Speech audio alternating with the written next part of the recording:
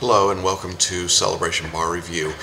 My name is Jackson Mumey, and this is a continuing series about myths about the bar review. Our last message was, in our countdown of 10 myths, was "It's all about me."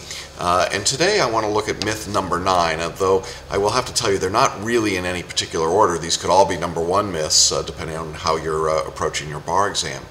But myth number 9 to me is the one that I hear frequently from people, and it's that question practice is all that really matters when you're preparing for the exam. It's all about the questions. It's doing more questions.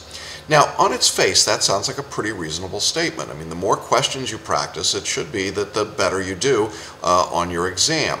The problem really has to do with several different layers, I guess. The first thing to ask is, what questions are you doing? Very often when I hear from someone who says that they're going to do question practice, it's in the context of the multi-state bar, the MBE. And typically I hear this from a student who has taken one of those 3-day or 6-day courses or intends to do so. And in that particular course, at least for many years now, they've been taught that you're supposed to do 50 questions a day or 50 questions a night. Now, any rational person would ask themselves, why 50? What's wrong with 45? Or if 50 is good, aren't 100 better? So it's a pretty arbitrary number. I will tell you that based on my experience and just sort of generally talking to people in the industry over many, many years, I think the number 50 really came as a way to keep students busy when they weren't in the 3-day or 6-day course. In other words, it was more of a class management than a pedagogy approach. I found nothing magic about the number 50 in terms of number of questions, and so from that level, I think it's a pretty silly request to make. Secondly, you need to ask yourself, what are you going to do when you study these questions, whether it's 50 or 100 or whatever? And the answer is, it doesn't do you any good to do the questions unless you're reviewing the explanations to the answer choices. I think that that's particularly true with multi-state questions where you have separate multiple choices to look at. In a course like ours, you're going to look at answer explanations for every answer choice, and then you want to make some notes about what you missed and why, as well as looking at what you got correct. I think to just do the questions and say, well, I got this number correct, out of 100 I got 75 correct, or I got 50 correct, or whatever, is not a very meaningful measure or gauge. In addition to which, you've theoretically just studied the subject. That certainly doesn't tell you much. And if you're not doing the questions under time conditions, it doesn't tell you anything at all when it comes to multiple choice. When it comes to essay questions, the only real value that I see is if you're doing an essay question, when you're done, you need to review the substance of the work you just went over. The problem is that most people think that the way to do that is to look at a model or a sample answer, and that is really a dangerous thing to do. When it comes to writing essays, the worst place to look is a model or a sample answer because it hardly ever represents all of the possibilities or even the desirable possibilities or even the way your bar review is teaching you to write. Indeed, it's the most passive way to learn because you sit there and you read that answer and you say, well, I didn't quite say that, but I would have, or I intended to say that, or that's about what I had in mind. You see, it doesn't get you very much. You don't accomplish a whole lot when you're doing that. So the way you review the work is as important as the work you do. So that's the second part of the problem. The third part of the problem is, what questions are you actually doing? And this is really a big issue when it comes to the multi-state bar. You see, not all multi-state questions are the same. There are courses that have licensed multi-state questions. We're one of them. We pay a royalty to the National Conference of Bar Examiners, and in exchange for that, we are licensed to provide past questions and to draft answers and explanations for those.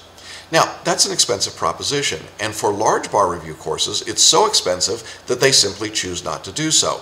In fact, there are some courses that just go to faraway places and try and stuff the questions in their pants, but that's a whole different lawsuit.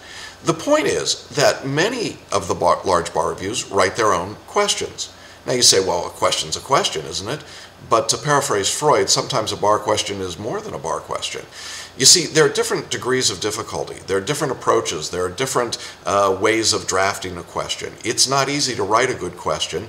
That's why the National Conference goes through all the effort to create practice or pre-test questions before they become real live questions. It's hard to do good testing of questions. It's hard to get the right psychometric approach and consistency and reliability to a question.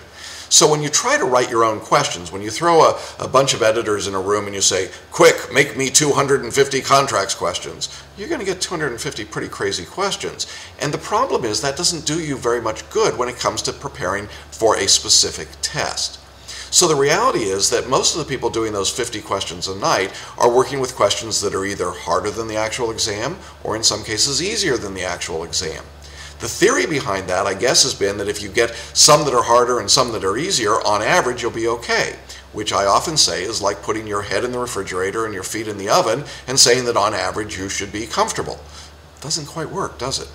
You see, I think you need to work with the real thing. Now, the real thing doesn't mean you're going to see those questions on the exam. No matter what anybody tells you, that isn't going to happen. No one does that unless they'd like to go to federal court and be sued for copyright infringement. So get that out of your head. It doesn't exist.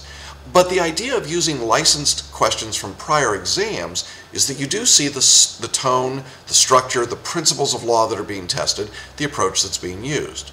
I would tell you the same thing is true when it comes to essay questions or performance tests. If you can use prior questions, it's far better than if you've got made-up questions. And so you've got to look at the quality of the questions you're using. In our course, that's what we use, prior questions. We found it works much, much better. Well, why is it bad then to just say doing more questions isn't going to get you better? I guess for me, it comes to the idea of really this three-legged stool of studying, or the balance that you want.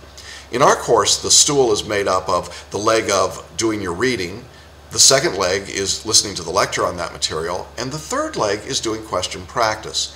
You see, the idea is that I want you to engage your visual senses first in reading.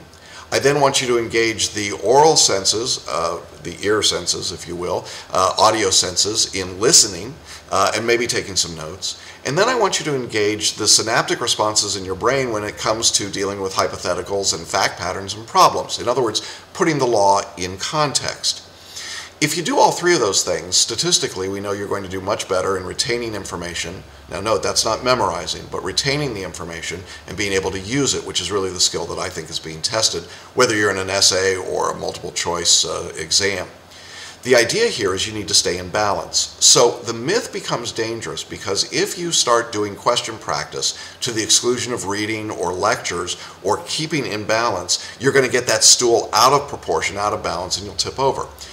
Doing question practice by itself isn't bad, but it has to be productive, it has to be deliberate, it has to be focused on specific tasks, and it needs to be in balance. If you're not doing those things, or if you're working with bad subject matter or bad material, you're really wasting your time, and that's why this is such a dangerous myth.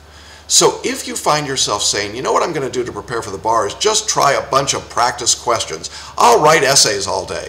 I got to tell you, your hand will cramp, you'll become crabby, and you won't have learned very much. And that's a very bad combination for you, your bar studies, your ultimate bar score, and everybody that's got to put up with you.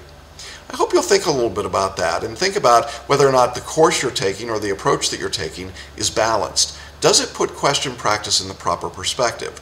And are the questions that I'm looking at questions that are really going to help me when it comes to learning how to write an essay, how to do a performance test, how to take the MBE or the state practice multiple choice? All of those things are considerations as you consider myth number 9 about question practice. I hope that's helpful to you, and as always, I look forward to your comments and feedback. Enjoy hearing from you wherever you might be in whatever exam you're taking. And next week, we will be back with myth number 8 in our series of 10, and look forward to having a good study week. Thanks so much, and appreciate you watching and listening tonight.